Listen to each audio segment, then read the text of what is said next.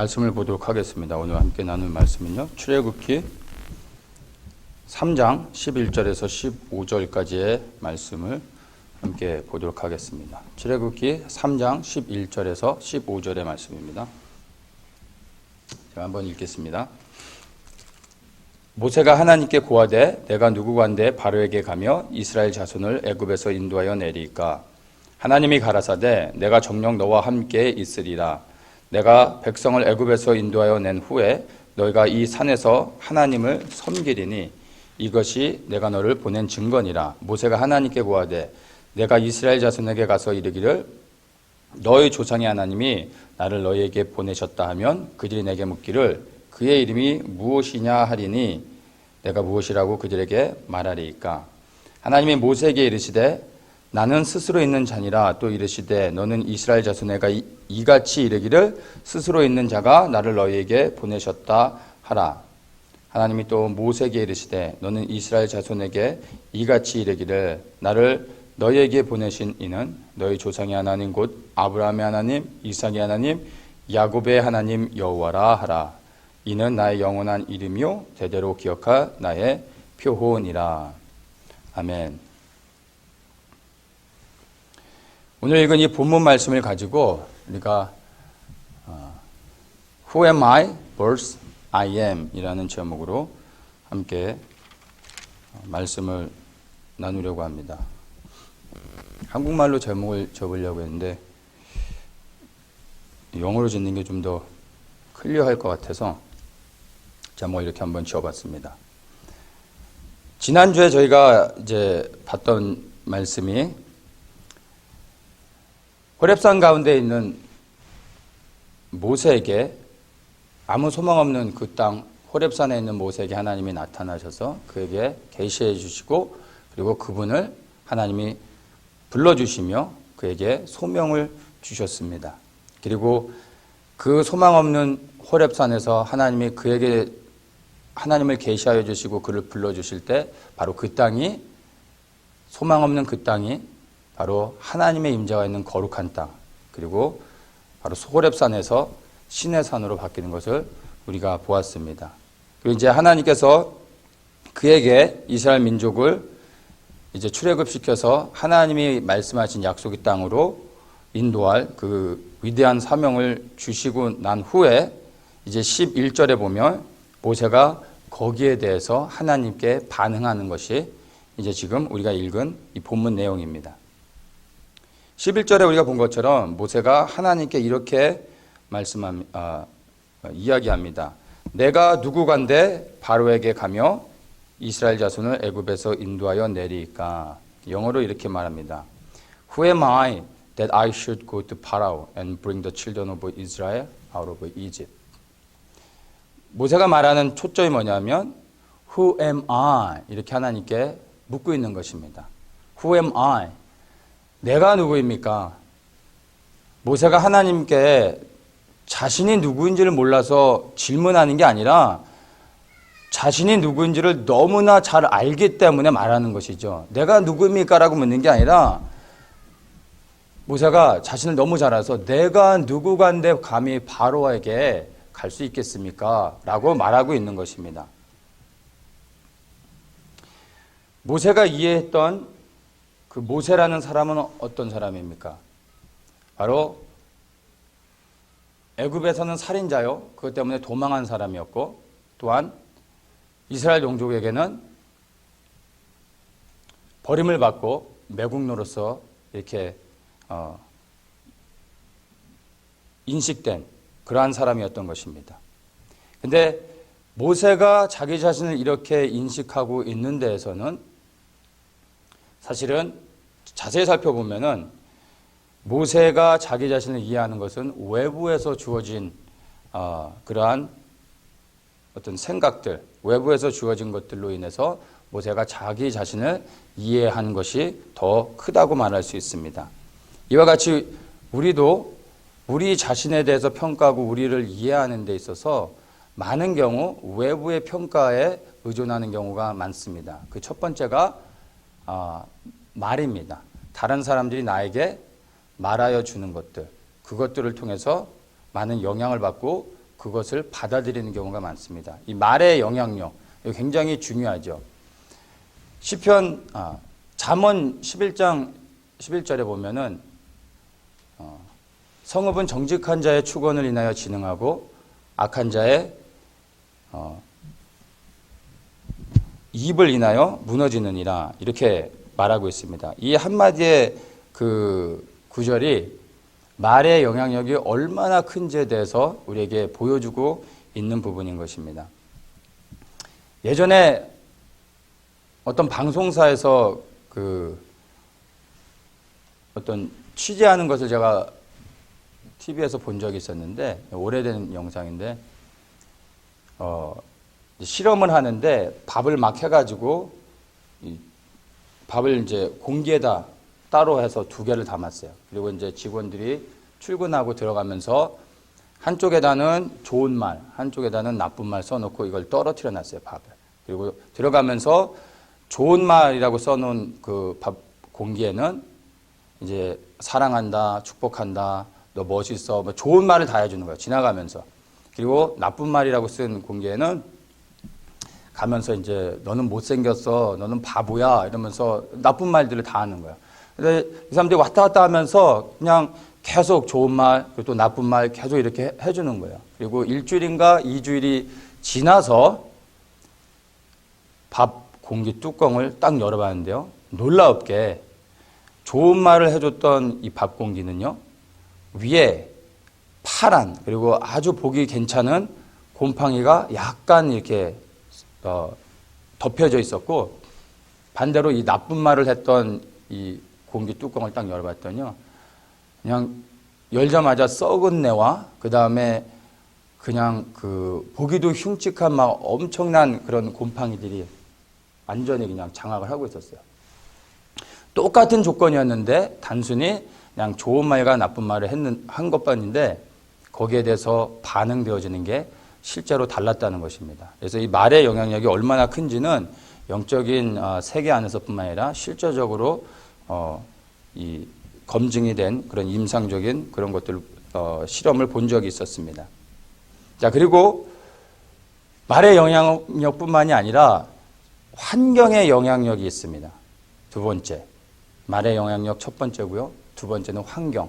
바로 우리가 보고 듣고 경험되어지는, 감각되어지는 모든 것들, 내가 처한 상황과 그 다음에 현실들, 이런 것들을 통해서 내가 받아들이는 것들, 이러한 것들이 또한 우리에게 영향을 미치게 되는 것입니다.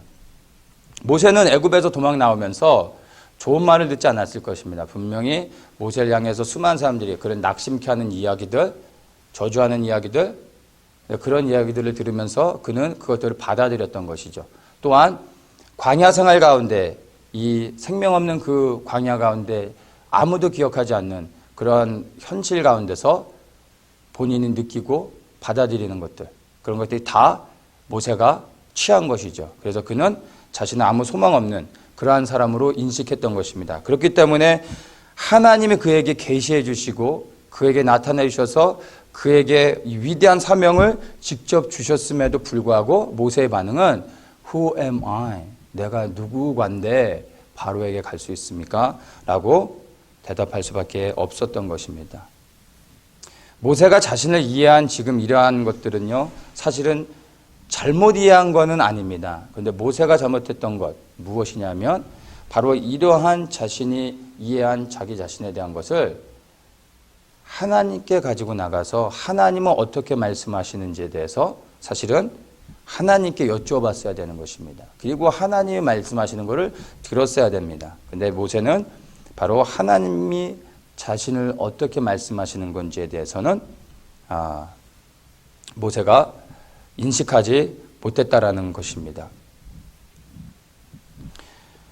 누가복음 10장 5절에 보면 또 이런 말들이 있습니다. 어느 집에 들어가든지 먼저 말하되 이 집이 평안할지어다 하라. 만일 평안을 받을 사람이 거기 있으면 너희 빈 평안이 그에게 머물 것이요 그렇지 않으면 너희에게로 돌아오리라. 자, 이 말씀은 예수님께서 제자들을 둘씩 짝지어 주셔서 이제 전도의 현장으로 보내시면서 하신 말씀이에요. 그래서 어느 집에 들어가는지 그 집에 유하는데 그 집에 거할 때 그 집을 위해 축복해라. 그래서 그 집에 평화의 사람이 있으면 그가 복을 받을 것이고 그를 통해 복음이 증거되어질 것이다. 그러나 평화의 사람이 없으면 너희들이 입은 평안이 다시 돌아오게 될 것이다 라고 말씀해 주신 거예요. 이 말씀을 통해서 우리가 또한 유추할 수 있는 것이 무엇이냐면요, 어떤 말을 했을 때 그 말이 합당하지 않다면, 그리고 그 말이 내가 원치 않는 것이라면요, 내가 예수의 이름으로 거부할 수 있다는 것입니다. 이건 굉장히 중요한 영적인 원리입니다. 우리가 듣는 것들, 보는 것들, 또 이러한 것들을 우리가 거부할 수 있는 근거는요, 예수 그리스도의 십자가와 그 피에 있습니다. 그리스도 예수 안에 있는 우리를 어느 누구도 정죄할 수 없습니다. 왜냐하면 예수님이 우리를 위해 죽으셨기 때문에 우리가 그리스도의 죽으심과 그가 흘리신 피를 의지할 때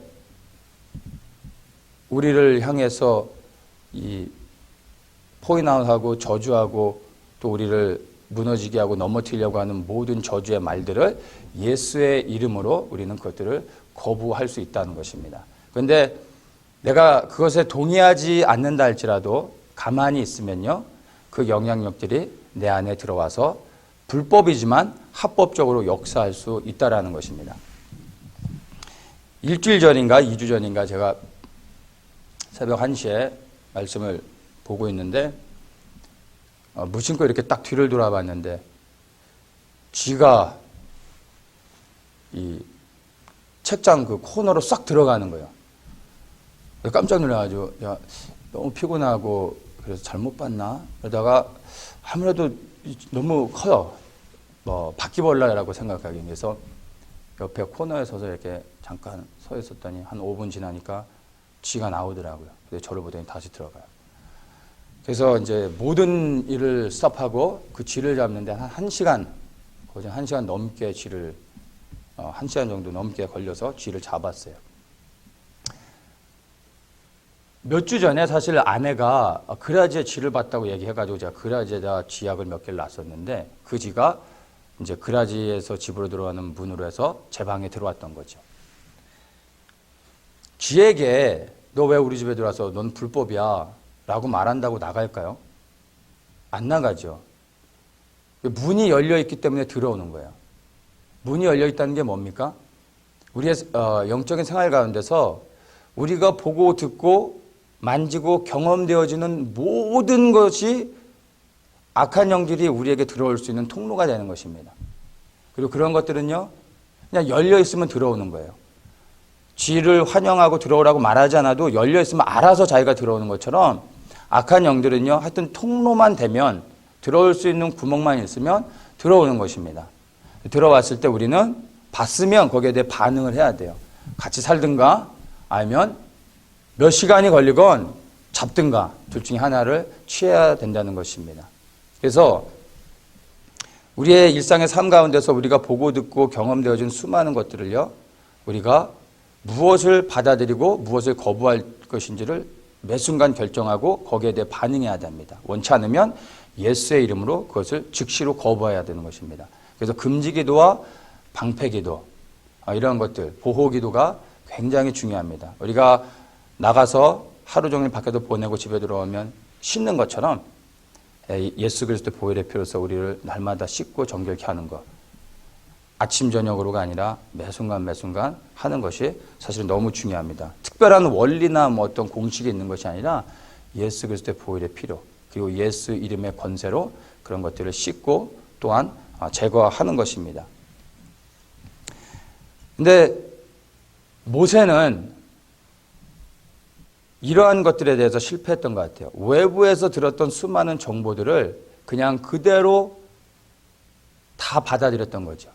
환경 가운데서 보고 경험되어지는 걸 통해서 자신이 다 그걸 받아들였던 거예요. 그래서 나는 아무것도 할 수 없는 사람이라고 스스로를 인식했기 때문에 하나님이 나타나셨음에도 불구하고, 그리고 그 하나님이 그에게 무엇을 해야 될지를 말씀해 주셨음에도 불구하고 모세는 이렇게 말하고 있는 것입니다.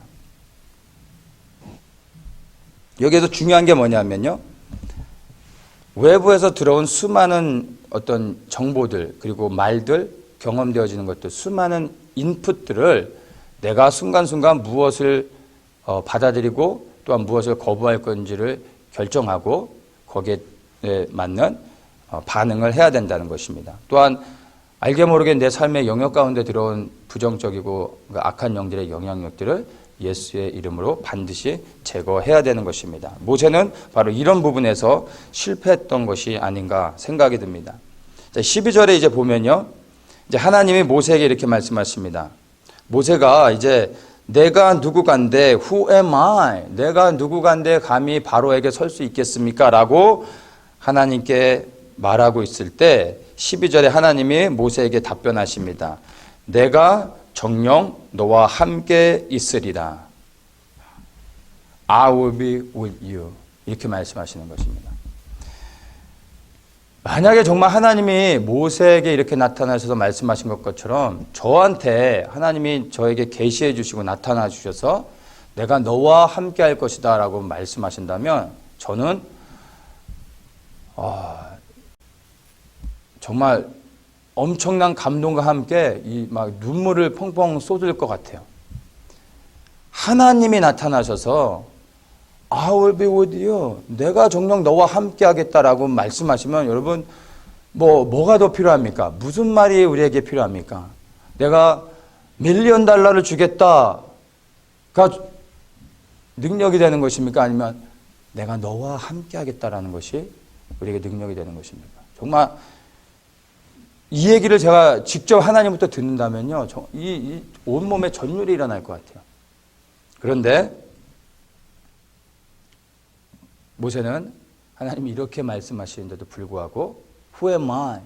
자신이 자신에 대해서 인식하고 있는 그 모습을 볼 때 하나님은 그 부르신 가운데 반응하며 나아갈 수 없었다는 것입니다. 네, 하나님은 어쨌든 모세의 이러한 반응에 대해서 하나님은 부정도 긍정도 하지 않으시고 그분의 말씀을 하시는 것입니다. 모세야, 너는 생각보다 괜찮은 사람이야. 너 멋있어. 너는 잘할 수 있어. 너는 준비됐어. 이렇게 말씀하지 않으십니다. 모세에 대해서 말씀하지 않고요. 그분에 대해서 말씀하십니다. 모세에 대한 언급은 전혀 하지 않으시고 하나님 자신에 대한 언급을 하시는 것입니다. 뭐라고요? I will be with you. 내가 정녕 너와 함께 할 것이다. 하나님에게 중요한 것은 모세가 어떠한 모습을 갖추느냐가 아니에요. 하나님에게 중요한 것은 내가 너와 함께 한다는 것이죠. 그거면 끝나는 것입니다. 우리는 우리 자신을 볼 때 늘 내가 뭔가 준비가 되어져야 되고 모든 것의 기준이 나를 향합니다. 그래서 내가 준비되어질 때 내가 하나님을 위해 뭔가 할 수 있고 하나님이 나를 사용하실 수 있다라고 생각을 하는 경향이 많습니다. 이게 다 나 중심이죠. 근데 하나님은 그렇지 않습니다. 하나님은 우리를 보시는 게 아니라 그분의 계획 안에서 그분의 뜻 안에서 그분의 일을 그분이 직접 이루어 나가시는 것입니다. 우리는 먼저 나에 대한 인식, 바로 모세에 대한 인식, 애굽에선 살인자의 도망자인 이 신분이 먼저 회복되고 이스라엘 동족에게는 이 매국노라는 누명을 쓴 것을 회복시키고 신용을 다시 얻고 난 후에 뭔가 할 수 있을 것처럼 생각하는 것이 바로 우리의 모습인 것입니다. 이게 동일하게 모세의 모습이었죠. 그런데 하나님은 이런 것에 대해 관심을 갖지 않으십니다. 그냥 내가 너와 함께 하겠다라고 말씀하시는 것입니다. 때로는 우리는 그래서 우리 자신을 보면서 우리가 뭔가 준비되어야 하기 때문에 우리 스스로를 준비시킨 것에 너무나 많은 시간을 소비하는 경향들이 있습니다. 그런데 하나님은 그런 것에 관심을 갖지 않습니다. 만약에 우리가 우리 자신을 준비시키는 것에 많은 시간을 할애하고 드디어 내가 준비되어졌다라고 생각했을 때 문제가 뭔지 아세요? 그러면 하나님이 없으셔도 하나님이 말씀하지 않고 그분이 우리와 함께 하지 않아도 우리는 출발할 수 있는 것입니다. 왜냐하면 내가 준비됐기 때문에 하나님의 엔서를 기다릴 필요가 없는 것입니다. 문제는 내가 얼마만큼 준비되느냐가 아니라요. 중요한 것은 하나님이 나와 함께 하시는 겁니다. 그래서 내가 준비되는 것에 어떤 나를 갖추고 나를 포장하는 것에 준비하는 것이 아니라 내 스펙을 쌓는 것에 초점을 맞추는 것이 아니라 어떻게 하면 하나님이 나와 함께 하실 수 있는지, 그분이 어떻게 나와 정령 함께 하실 수 있는지에 대해서 고민하며 또한 그분으로부터 들어야 된다는 것입니다. 이 모세의 이름 안에 담겨져 있는 의미가 있는데 이 의미를 좀 살펴보면은 우리에게 주는 메시지가 있습니다. 모세라는 이름은 히브리 이름이 아닙니다. 애굽의 이름이죠. 바로의 딸이 이 갈대 상자에서 떠내려가는 모세를 건져내고 그에게 모세라는 이름을 지어줬습니다. 바로의 딸이 지어준 이름입니다. 모세는 히브리 이름이 아니라 애굽의 이름인 것입니다. 근데 우리가 흔히 모세 하면은 이름을 건짐을 받은 자라는 의미로 많이 알고 있죠. 근데 이 건짐을 받았다, 물에서 건짐을 받았다라는 이 모세의 이름의 의미는 히브리인들이 붙여준 의미인 것입니다.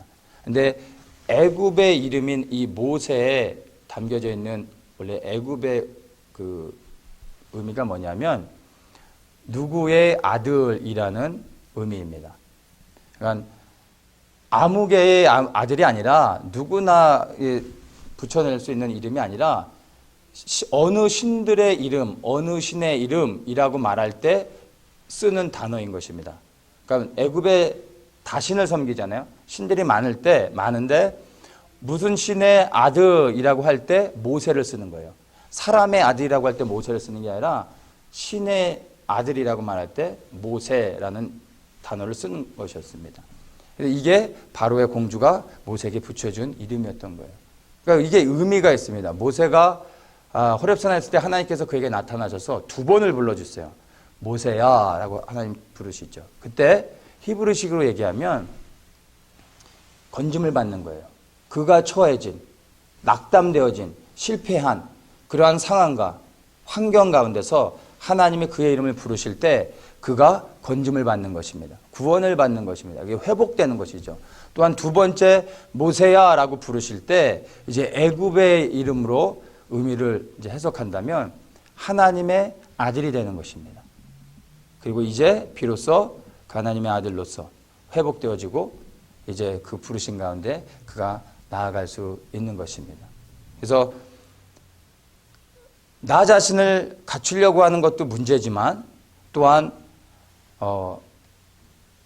사람들에게 들은 말들 그리고 또 환경 가운데서 이해되어지는 나를 비하하면서 완전히 포기되어지는 이러한 모세의 모습 또한 문제인 것입니다. 근데 하나님은 두 번의 모세야 모세야 라고 부르시면서 그를 건져내시고 그를 아들로서 인정하시며 그에게 새롭게 하나님의 부르신 가운데 나아갈 수 있게 해주시는 그러한 장면을 우리가 보는 것입니다.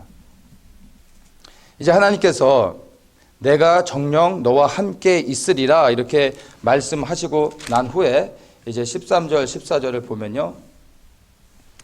이제 모세가 하나님께 이제 묻습니다. 하나님, 내가 이제 이스라엘 자손들에게 가서 너희 조상의 하나님이 나를 너희에게 보냈다라고 말하면 이들이 분명히 그의 이름이 무엇이냐라고 반드시 물어볼 텐데 내가 뭐라고 대답해야 합니까? 라고 모세가 지금 하나님께 하나님의 이름에 대해서 묻고 있는 것입니다. 그때 이제 하나님의 대답입니다. 14절에 하나님이 모세에게 이르시되 나는 스스로 있는 자니라 이렇게 말씀하세요. 그리고 또 이르시되 너는 이스라엘 자손에게 이같이 이르기를 스스로 있는 자가 나를 너희에게 보내셨다 하라 이렇게 말씀하십니다. 나는 스스로 있는 자니라 I am who I am 이렇게 자신을 계시해 주었습니다. 하나님의 이름이 무엇입니까? 라고 묻고 있는데 나는 스스로 있는 자니라 라고 말씀하고 있는 거예요. 영어 성경에서 I am who I am 어떤 경우에는 다른 버전에서는 I will be what I will be 이렇게 말합니다. 내가 되고자 하는 내가 될 것이다 이렇게 해석할 수 있죠. 이 I am who I am 이라는 것을 이 한글 성경에서는 스스로 있는 자라고 해석을 하고 있는데요. 스스로 있는 자가 나를 너희에게 보내셨다. 이 말을 할 때 I am has sent me to you 하면서 스스로 있는 자 I am 이라는 단어를 쓰고 있습니다. I am. 그러니까 이 I am 이라는 말은요, 하나님의 고유 명사인 거예요. 하나님께서 그분의 이름을 계시하여 주신, 우리에게 듣고 알 수 있는 이름으로 계시하여 주신 것입니다. 그래서 I am은 하나님에게 붙일 수 있는 고유 명사인 것입니다. 이것을 히브리어로는요, 야훼라고 말합니다. 이게 I am이 바로 야훼입니다. 근데 이 야훼라고 우리가 말하는 영어 표기로 YHWH인데 야훼라고 우리가 발음하고 있는데, 사실 지금은 어느 누구도 이 정확한 발음을 알 수 없다고 합니다. 왜냐하면 처음에 이제 하나님이 이 이름을 출애굽기에서 계시해 주시고서 유대인들이 이 야훼 하나님을 이름을 불렀었는데, 시간이 지나면서 이 거룩한 하나님의 이름을 직접 부를 수 없다라고 해서 야훼 하나님이라고 못 부르고 야훼라고 부를 수 없어서 대신해서 하나님을 부르기로 시작한 것이 아도나이입니다.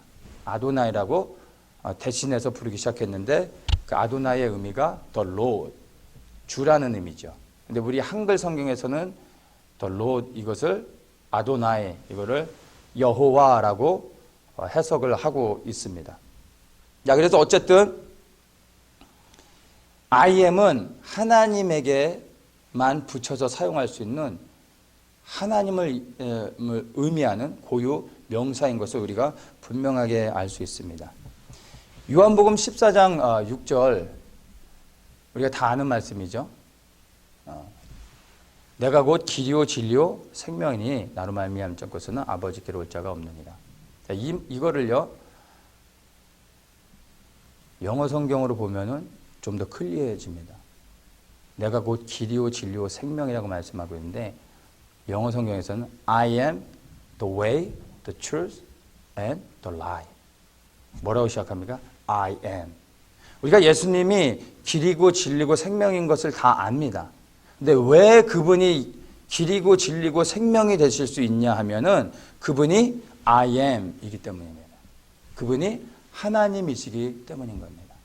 그래서 I am the way 이렇게 하면서 시작을 하시는 거죠. 이것을 만약에 바리새인들이 들으면 하나님의 거룩한 이름을 모욕하는 거라고 해서 신성모독이라고 해서 예수님을 돌로 치려 했겠죠.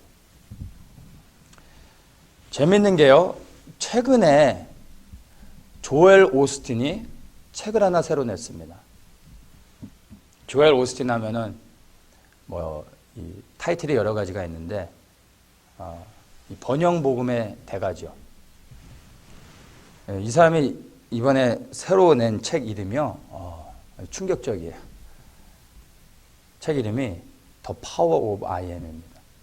The Power of I Am. 여기서 이 I Am이요, 이 자기 자신을 말하는 거예요. 우리 자신. Power of I Am.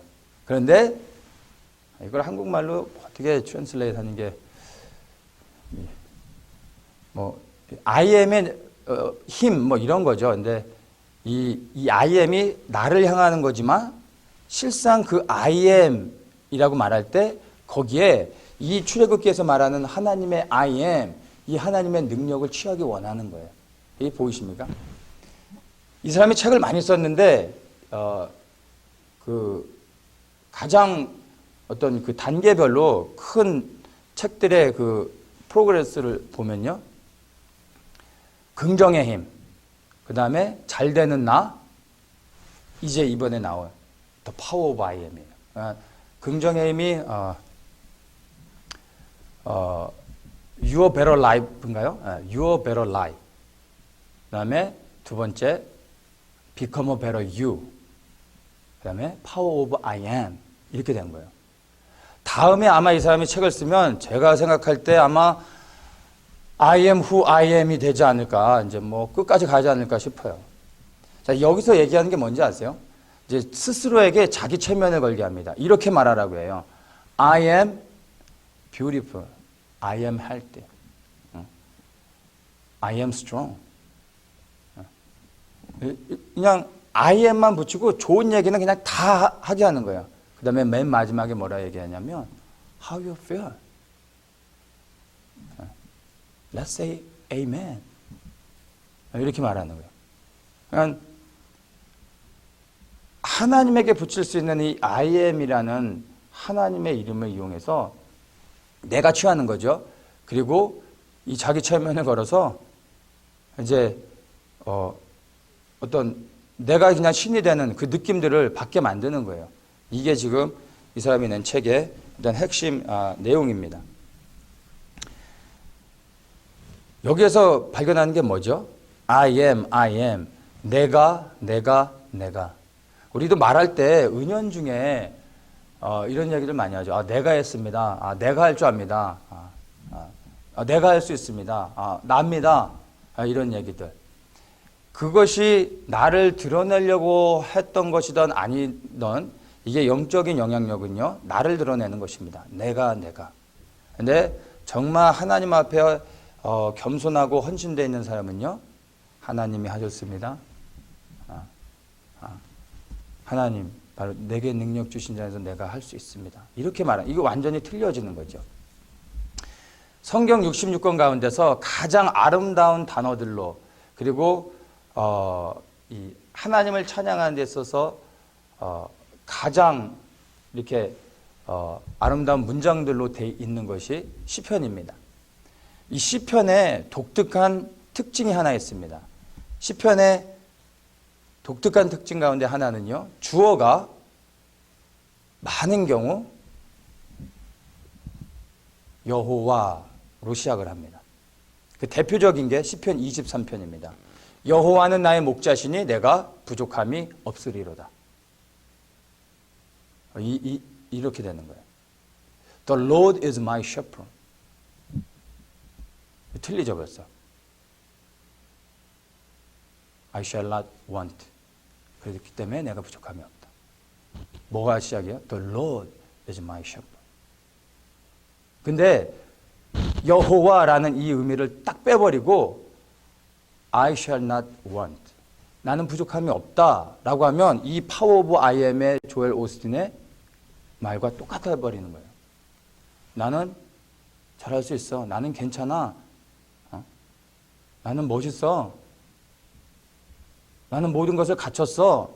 이렇게 말하는 거예요. 이 똑같은 말인데 앞에 주어가 내가 되는 것이 아니라 I am이 되는 것이 아니라 하나님이 되게 하는 거죠. 여호와, The Lord is my shepherd. The Lord가 아도나이, 야훼, 그 하나님을 얘기하잖아요. 하나님이 내게 목자가 되시기 때문에 내게 부족함이 없는 거예요. 이것과 그냥 내가 부족함이 없다라고 말하는 거는 이거 엄청난 차이인 거죠. 그래서 야훼를 몰아내고요. 내가 I am이 되는 거예요. 이게 지금 우리 교회 안에서 일어나고 있는 일들인 것입니다. 하나님 안에서 우리가 우리의 정체성을 발견해야 됩니다. 하나님 안에서 우리 인생의 방향을 찾아야 됩니다. 하나님 안에서 우리의 인생의 목표를 발견해야 됩니다. 하나님 안에서 우리의 평안과 기쁨을 찾아야 됩니다. 하나님 안에서 우리를 향한 하나님의 모든 계획들, 그분의 인도하심을 찾아내야 되는 것입니다. 모든 것이 하나님 안에서 시작되어 줘야 되는 것입니다. I am이 주어가 아니라 바로 야훼, 아도나이, the Lord, 그분이 주어가 되도록 해드려야 되는 것입니다. 모든 인류의 고통의 시작은요, 바로 여기에서 시작됐습니다. 무엇이에요? 야훼를 몰아내고 내가 I am이 되어지는 순간 인류의 모든 고통이 시작되어지고, 내가 야훼를 몰아내고 내가 I am이 되보려고 했던 그 순간 바로 인류는 타락하게 됐던 것입니다. 하나님을 떠나게 됐던 것입니다. 내가 누구간데 감히 바로에게 설 수 있습니까? 라고 하나님께 말하고 있는 모세에게 하나님은요, 네가 누구이기 때문이 아니라 바로 나 야훼 하나님이 너를 보내기 때문에 네가 설 수 있는 것이다 라고 하나님이 말씀해 주고 있는 것을 우리가 이제 성경의 이 내용의 의미들을 깨달을 수 있는 것입니다. 중요한 거는 내가 무엇을 갖추는 것이 아니라 내가 무엇인가를 회복하고 무엇을 취하고 준비되어지는 것이 아니라 야훼의 하나님, I am의 하나님이 나와 함께 하시면 그걸로 끝나버리는 것입니다. 내가 누구인지에 대한 세상의 평가나 사람들의 말에 그것들을 인식하고 그것들을 받아들이는 것이 아니라 하나님이 나를 누구라 하시는지 그리고 그 하나님이 나와 정령 함께 하시는지에 대해서 우리가 더 숙고해야 하는 것입니다. 그것에 더욱더 주목해야 된다는 것입니다. Who am I가 중요한 것이 아니라 I am의 하나님이 나와 함께 하시는지에 우리가 더 많은 시간을, 더 많은 집중을 해야 되는 것입니다. 12절 한 절만 좀 다시 보고 말씀을 마무리 짓겠습니다. 이 12절에 보면 하나님이 이렇게 말씀하십니다. 모세가 하나님 내가 누구간데 바로에게 설 수 있습니까? 라고 말하고 있을 때 하나님이 내가 정녕 너와 함께 있으리라 내가 백성을 애굽에서 인도하여 낸 후에 너희가 이 산에서 하나님을 섬기리니 이것이 내가 너를 보낸 증거니라 이렇게 말씀하세요. 모세에게는 바로에게 가는 데 있어서 정말 뭔가 확실한 증거가 필요했어요. 이거 필요하지 않을까요? 왜냐하면 이 잘못 듣고 갔다가 바로에게 갔는데 하나님 보낸 게 아니면 어떻게 되죠? 그 자리에서 목이 달아날 수도 있는 상황이잖아요. 모세는 정말로 하나님 보내셨다라는 너무나 확실한 누구도 부인할 수 없는 증거가 필요했습니다. 그 확증이 필요했습니다. 그래서 하나님이 그 증거를 주신다고 말씀하시는데 그 증거가 뭐예요? 너가 애굽에서 이스라엘 백성들을 인도하여 내서 바로 내가 너에게 계시하여 준 이 산에 다시 와서 나에게 예배드리면 그것이 증거가 될 것이다 이렇게 말씀해 주시는 거예요. 또 어떨 때 보면 여러분 이게 이해되십니까? 하나님이 어떨 때는 좀 대화가 좀 안 되시는 경향이 있으세요. 아니 증거는 가기 전에 받아야 되는데 그래야 자신 있게 갈 수 있는 거 아니에요? 근데 증거를요 갔다 오면은 주시겠대요. 갔다 와서 여기 산에서 나를 예배하면 그게 증거가 된다는 거예요. 모세가 필요한 증거는 지금 가기 전에 확실하게 받아야 되는 거잖아요. 근데 갔다 오면 증거를 주겠대요. 좀 대화가 안 되시죠 가끔 하나님이. 이런 경향이 생각보다 우리의 삶의 현실 가운데서 이런 하나님을 우리가 자주 만납니다 여러분. 모세가 어떻게 됐습니까? 순종했어요. 증거를 먼저 받고 간 것이 아니라 이거 어떻게 됐죠? 믿음으로 순종해서 갔습니다. 갔더니 정말 이스라엘 백성을 데리고 출애굽했어요. 그리고 이 산에 다시 와서 예배 드렸어요. 그랬더니 하나님이 그를 세우셨음을 그가 보게 됐어요. 여기서 우리에게 주는 메시지가 무엇입니까? 우리는 뭔가 손에 잡히는 거, 보여지는 것, 그러한 증거를 받고 그 다음에 움직이려고 합니다. 하나님이 여러분 한 사람 한 사람을 향한 하나님의 그 아름다운 그 계획들 믿으십니까? 또한 그거를 보기 원하십니까? 증거를 찾지 마세요. 그거를 먼저 손에 잡고 가려고 하시면 그건 순종이 아닙니다. 믿으셔야 돼요. 그 하나님을 믿으시고 신뢰함으로 먼저 내가 순종하여 그분을 따라가는 것입니다. 그리고 나면 증거를 볼 수 있어요. 그러고 나면 하나님이 우리 한 사람 한 사람을 향한 하나님의 아름다운 계획들이 어떻게 하나님이 성취하시는지를 다 볼 수 있게 되는 거예요. 순종하는 자만이 우리를 향한 하나님의 계획들을 100% 다 볼 수 있습니다. 내가 얼마만큼 순종하느냐에 따라 하나님이 나를 향한 하나님의 계획들을 볼 수 있는 것입니다. 순종하셔야 됩니다. 모세를 불러서 이 위대한 사명을 주셔서 모세가 순종했을 때 그 놀라운 하나님의 모세를 통한 계획들 우리가 출애굽기를 읽으면서 이미 다 아는 것처럼 우리 인생을 향한 하나님의 그 아름다운 계획들을 정말로 그 마지막까지를 다 보기 원하신다면 여러분 먼저 주님을 믿으시고 순종하시고 그 야훼 하나님이 나의 하나님이 되셔서 그리고 내 안에서 그분의 뜻을 이루어갈 수 있도록 내 자신을 드려야 되는 것입니다. 내가 I am이 되는 것이 아니라 야훼 하나님이 I am이 되실 수 있도록 그분에게 우리의 삶을 온전히 드리며 또한 그렇게 나아가는 우리 모든 성도님들 되시기를 예수님의 이름으로 축복합니다.